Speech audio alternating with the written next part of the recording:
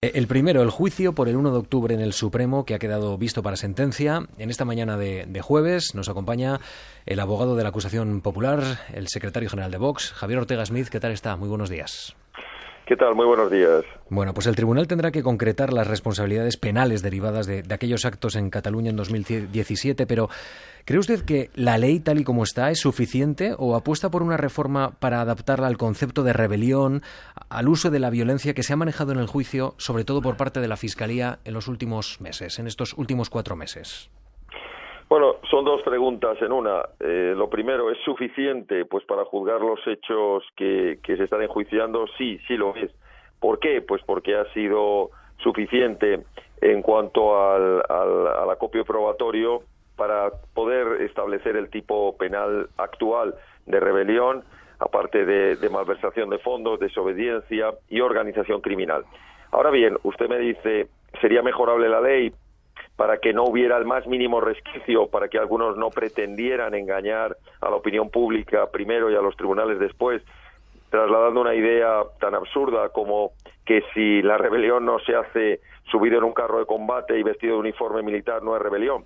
La rebelión tiene una finalidad, el delito de rebelión, para que se nos entienda fácil, y es evitar que nadie pueda tomarse el poder por las vías ajenas a las leyes y ajenas a los procedimientos, y por tanto terminar conculcando el ordenamiento constitucional, sustituyendo al gobierno legítimo de la nación, sustituyendo a la jefatura del Estado y declarando además, cuando, como en este caso, la rebelión lleva aparejada un intento de secesión, es decir, de ruptura de una parte de la unidad nacional, de la unidad territorial nacional. Por tanto, sí es suficiente para juzgar los hechos que han ocurrido, el golpe de Estado que ha ocurrido en Cataluña, que tuvo su culminación con la declaración de independencia del 27 de octubre, pero evidentemente nosotros impulsaremos desde el Congreso de los Diputados una reforma para que deje muy claro que una rebelión, en la medida en que lo que pretenda como fin es la ruptura del ordenamiento, la Constitución, las libertades y la nación española, tiene que tener todo la protección de la legislación penal. ¿Y cree usted que estos hechos han quedado, pues revelados o de alguna manera comprobados ante el tribunal? ¿Cree usted que el tribunal al final va a aceptar que hubo rebelión en Cataluña? Yo confío en que sea así. Mire, añado algo más, que tal vez procesalmente pues no sea muy correcto. Estos hechos han quedado acreditados mucho antes de la vista del juicio del Tribunal Supremo. Los que comenzamos este procedimiento en febrero del 2017 en solitario, 3 abogados de la acusación popular de Vox, iniciando las querellas que pusieron en marcha todo el procedimiento de investigación en torno al juzgado de instrucción número 13, que logramos que se iniciaran los primeros registros, las primeras intervenciones telefónicas, intervenciones de correos, las primeras detenciones, que luego fuimos avanzando a lo largo del Tribunal Superior de Justicia de Cataluña con 2 querellas más, que luego pasó a la Audiencia Nacional, que luego llegamos al Tribunal Supremo y que ya por fin en octubre, tras reunirnos con el fiscal general del Estado, que en paz descanse, José Manuel Maza, logramos que la Fiscalía General del Estado diera un paso al frente y se querellase. Hasta ese momento y la poca instrucción que se hizo después, porque ya le digo, el 80-90% venía de esos meses, ya estaba acreditado. Nosotros teníamos perfectamente claro, con las pruebas que fueron saliendo de los distintos registros, intervenciones, que había una estructura organizativa, que se estaban creando estructuras de Estado, que había un plan perfectamente diseñado, incluso que luego fue corroborado con algunos de los documentos intervenidos, como Enfocat, y que venían la agenda Llobé, etcétera, etcétera, más los testimonios que hemos ido viendo. Cuando nosotros hemos llegado a las vistas del juicio oral, para que se nos entienda lo que se ha visto por televisión, ya llevábamos casi año y medio de instrucción, y sí teníamos pleno convencimiento de que se daban todos los elementos del tipo, la organización criminal, la malversación de fondos, la desobediencia. Señor Ortega Smith, una de las defensas ha acusado a Vox en las últimas horas de una actuación abusiva y arbitraria al detectar un trato desigual entre Santi Vila y Mundó y Borràs.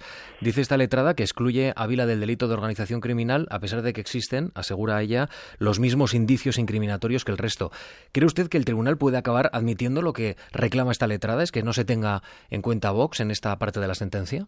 Pues mire, me pareció un auténtico despropósito lo que dijo esa letrada de las defensas de los golpistas, porque mire, si precisamente por algo se ha destacado Vox, la acusación popular de Vox, y creo que lo han podido ver todos los españoles, ha sido en una actuación estrictamente ajustada a derecho, ajustada a la profesionalidad, en modo alguno, y lo saben bien ustedes, los periodistas, a los que no hemos querido ni hacer la más mínima declaración cuando estábamos dentro de las salas del Tribunal Supremo, dejando la política absolutamente fuera de los marcos estrictamente judiciales, y lo que dice esta letrada es una auténtica barbaridad, y además se contradice en sí mismo, porque por un lado nos está acusando de haber actuado, según ella, por criterios políticos, por criterios, creo de recordar que dijo en la sala, por criterios extramuros, ajenos a lo que es el procedimiento, porque habíamos modificado en nuestras conclusiones definitivas, habíamos modificado la acusación con respecto de uno de los acusados, de Santiago Vila, al que retiramos la acusación de rebelión y de organización criminal. Pues eso precisamente es justo lo que demuestra que no actuamos por cuestiones políticas, porque nosotros cuando consideramos que alguna de las acusaciones alguno de los acusados, no ha incurrido en algún delito, nuestra obligación profesional, y le añado más, moral y ética, es que no podemos de ninguna manera mantener la misma acusación. Lo que dijo esta letrada, además de hacerle un flaco favor a la defensa de este acusado, de Santiago Vila, a la que parece que estaba pretendiendo decir que lo que había que hacer era acusarle como al resto y que por tanto habíamos hecho muy mal en retirar 2 delitos de la acusación, lo que está precisamente demostrando con sus palabras es que nosotros no actuamos por motivos políticos. Mire, desgraciadamente, lo que se ha podido ver en la sala en estas sesiones de juicio, en más de medio centenar de sesiones de juicio que han sido retransmitidas por televisión y todo el mundo lo ha podido ver, es como prácticamente todos los abogados de la defensa, salvando honrosas excepciones profesionales, han actuado bajo criterios políticos y han permitido convertir el juicio en un juicio político, despreciando al tribunal, diciendo que es un tribunal político, que están allí sentados sus defendidos por sus ideas políticas, que están en prisión provisional porque son presos políticos. Estas barbaridades hemos tenido que escucharlas de las defensas. Créame que creo que los hechos han demostrado que nuestra acusación popular ha actuado con rigor, y aún le añado más, ha sido tan de absoluta necesidad que si no llega a ser por esta acusación popular, como le contaba antes, y por más de 1 año y medio de instrucción, no habría habido ni el juicio ni las pruebas para haber sentado a los golpistas ante el Tribunal Supremo. Entre esas excepciones que usted plantea está Melero. Sí, por supuesto, todo nuestro respeto para el compañero Javier Melero, que creemos que aunque tengamos obviamente diferencias en cuanto a la calificación de los hechos con respecto a su defendido Joaquín Forn, es verdad que su categoría profesional, su elegancia y su profesionalidad, pues él como algún otro, quiero destacar también a las defensas pues del propio Santiago Vila, la defensa de Mundó, han hecho una defensa absolutamente correcta, profesional, ajustándose a derecho y defendiendo como han podido y como les han creído a su mejor saber y entender una defensa penal. Otros, lamentablemente, todas las demás defensas han hecho pues auténticos circos con faltas de desprecio, con faltas de respeto al tribunal y haciendo pues lo que escuché algún letrado, que omito la palabra, omito decir quién fue, dijo hace muchos meses: estos compañeros letrados han preferido hacer política y no derecho y por tanto hacen un flaco favor en la defensa de sus clientes. Esto es así, lamentablemente, y lo ha podido ver todo el mundo. Pero en fin, usted me preguntaba si estimará la sala la petición de esta abogada. Obviamente entiendo que es absurdo. ¿Cómo no va a tener en cuenta el criterio de la acusación popular? Un criterio, ya digo, que no ha sido tachado ni del más mínima llamada de atención por parte del tribunal. Y en cuanto, me olvidaba decir una cosa, en cuanto a lo sorprendente, que una defensa le diga en su informe final a la parte de la acusación cómo tiene que hacer su informe, porque más o menos nos estaba viniendo a decir: ustedes en su informe tienen que acusar a menganito, a fulanito de esto o de lo otro. O sea, nosotros en nuestro informe defenderemos aquello que creamos conveniente, punto primero. Y punto segundo, nuestra obligación en nuestro informe final es reforzar los argumentos sobre aquellos a los que acusamos y sobre los delitos sobre los que acusamos. No precisamente entrar, como dijo esta letrada, es que no le han dedicado ni un minuto a explicar ¿por qué retiran determinados delitos a Santiago Vila? Pues mire, precisamente no pierdo un minuto porque he retirado esos delitos. Me tengo que concentrar en aquellos a los que sostengo acusación. Señor Ortega Smith, aprovecho que está en estos micrófonos para preguntarle sobre otros asuntos que me interesan de la actualidad. Usted es secretario general de Vox. Ayer, in extremis, ustedes salvaron los presupuestos del nuevo gobierno andaluz y en él además vemos que dejan su impronta en materia de familia, en violencia, memoria histórica. ¿Esto que ha ocurrido en Andalucía anticipa la actitud que van a mantener en el resto de pactos con PP y Ciudadanos? ¿Es lo que puede ocurrir, por ejemplo, en la Comunidad de Madrid? Bueno, a mí me gustaría decirle que no es los acuerdos in extremis, o que parecen in extremis, en primer lugar no lo son tanto. Otra cosa es que no se vaya anunciando todos los pasos que se dan en los acuerdos. Quiero decirle que aunque un acuerdo se haga público, como se suele decir, en el último momento, no significa que se haya cerrado en el último momento. ¿Escenificaron tensión entonces, las dos partes? Sí, se escenificó tensión añadida, entonces. No, yo no diría que haya una escenificación. Es verdad que hasta el último momento siempre quedan flecos sueltos, como en toda negociación en la vida, no solo en las políticas, ¿no? En las negociaciones mercantiles, en las negociaciones de cualquier ámbito, siempre quedan flecos sueltos que hasta el último momento no los cierras.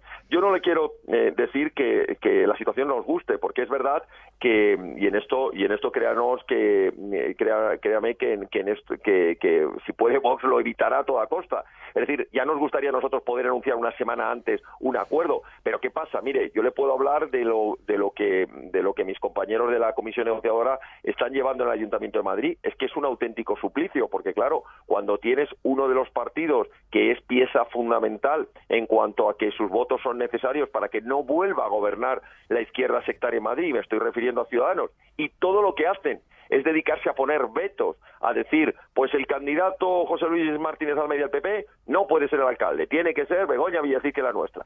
Pues el partido Vox, aunque es imprescindible, porque gracias a los votos de los madrileños que han confiado en ellos, es el partido que nos da la posibilidad al Partido Popular, a Ciudadanos y a Vox de desalojar y de que no vuelva a gobernar la izquierda, no me siento a negociar con él. Claro, cuando te encuentras con partidos que se dedican a hacer cordones sanitarios, a poner vetos a candidatos, se hace muy complicada la negociación, porque partes de una serie de muros, de barreras, que son complicadísimas. Por nuestra parte, saben que estaremos hasta el último minuto con la mejor predisposición y con la mejor voluntad para que esa voluntad mayoritaria de los madrileños, que es que en Madrid no vuelva a gobernar una izquierda de las prohibiciones, de los impuestos, de la suciedad, de las calles abandonadas, de la inseguridad, de los ocupas, de los manteros, es decir, un Madrid caótico como el que nos ha mantenido en estos años la izquierda de Carmena, pues evidentemente estaremos haciendo todo lo que esté en nuestra mano. Pero claro, de ahí a que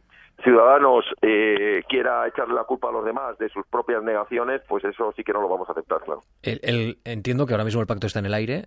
¿Está en estos momentos en peligro, señor Ortega Smith? Bueno, hasta que no hay firmado un acuerdo, evidentemente, técnicamente no hay nada seguro. Eso es así. Yo confío en el sentido común del Partido Popular y de Ciudadanos, y confío en que su responsabilidad ante los madrileños, porque esto es lo que está en juego. Aquí hay algunos que solo hablan de sí mismos, mirándose al espejo, de si sus candidatos, de si sus programas, de sus siglas, de si sus puestos, de si van a tener más o menos puestos. Oiga, que aquí de lo que estamos hablando es de la vida, de la tranquilidad, de la economía, de la seguridad de los madrileños, y con eso no se juega, y con eso se viene a poner toda la generosidad del mundo y a renunciar a todo lo que sea necesario, pero sobre todo a no poner trabas, porque de lo contrario, quienes van a salir perjudicados van a ser los madrileños, la inmensa mayoría. Incluso me atrevo a decir, con toda la humildad hacia los que no han apoyado las opciones que no son de izquierda, pero me atrevo a decir, quedarán perjudicados todos los madrileños, porque, por ejemplo, si no se desarrollan los planes de urbanismo que permitan abaratar la vivienda, que permitan sacar al mercado más vivienda, si no se pone más policía municipal, lo que se está perjudicando es a los madrileños que no tienen vivienda o a los madrileños que sufran casos de inseguridad. Quiero decirle que es que al final el que una ciudad funciona para todos, para los que han votado a la derecha, a la izquierda, para los que no han votado. Y esa es nuestra responsabilidad. Y lo que de mí dependa y lo del equipo de Vox dependa, ya le digo que vamos a hacer lo imposible. Pero lo imposible es siempre que hay algunos que no hagan vetos o que pretendan que vayamos al Pleno a darle los votos más o menos que como en un cheque en blanco y decirle, no, tome, estos son los votos que nos han dado los madrileños, haga usted con ellos lo que quiera. Nombre al que quiera, forme el gobierno que quiera, haga el programa que quiera. Claro, la pregunta que nos harían los madrileños es: ¿para qué le hemos votado a usted? Si usted al final es un cero a la izquierda, usted no pinta nada. Mire, nosotros hemos venido a marcar política, hemos venido a hacer política, lo hemos hecho ya y lo vamos a hacer ya en Andalucía, lo vamos a hacer en la Comunidad de Madrid y lo vamos a hacer en el Ayuntamiento. Déjeme que le pregunte precisamente sobre la Comunidad de Madrid, señor Ortega Smith. Sí. ¿Ustedes van a entrar en el gobierno con alguna consejería? Es decir, ¿esto lo tienen pactado con el Partido Popular? Porque hay informaciones totalmente confusas. Uno pregunta al PP, uno pregunta a Ciudadanos y no tiene exactamente claro qué nivel de responsabilidad en el gobierno futuro de la Comunidad de Madrid va a ocupar Vox. Bueno, por supuesto que esto, le digo lo mismo que antes, es algo que se está negociando, que no está cerrado, pero sí que es verdad que ha sido muy clara la presidenta de Vox Madrid y cabeza de lista del Ayuntamiento, mi compañera Rocío Monasterio, en cuanto a que nosotros hemos pedido, porque nos corresponde por derecho propio, no porque nadie nos lo regale, hemos venido y tenemos derecho a tener consejerías, es decir, la parte proporcional de las consejerías, es decir, a formar parte del gobierno. Mire, lo de la vía andaluza, como se ha querido llamar, es decir, esa generosidad por parte de Vox de dar sus votos al Partido Popular y a Ciudadanos para que puedan estar gobernando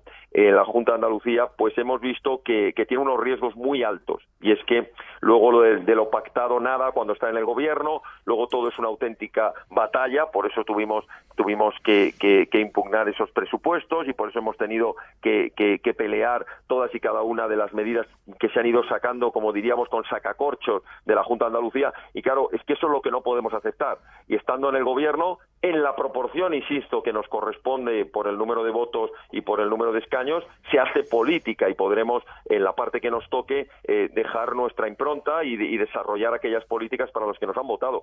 Y esto es algo que para nosotros es fundamental. Es fundamental el que nuestros votos se conviertan en realidades, no se esfumen en unas sesiones de investidura para que luego otros hagan sus políticas y de alguna manera pues traicionen la voluntad de los españoles. Secretario General de Vox, Javier Ortega Smith, gracias por estar con nosotros en Radio Nacional de España. Un saludo. Pues un saludo. Muchísimas gracias a ustedes.